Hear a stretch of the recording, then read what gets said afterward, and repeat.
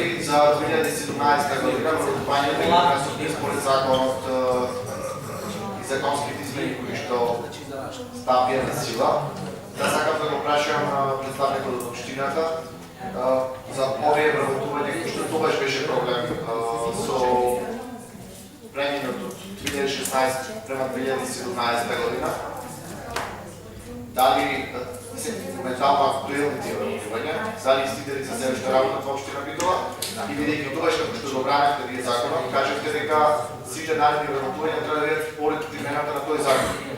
Дали ако тие лица се уште се вработени, според кој закон се вработени?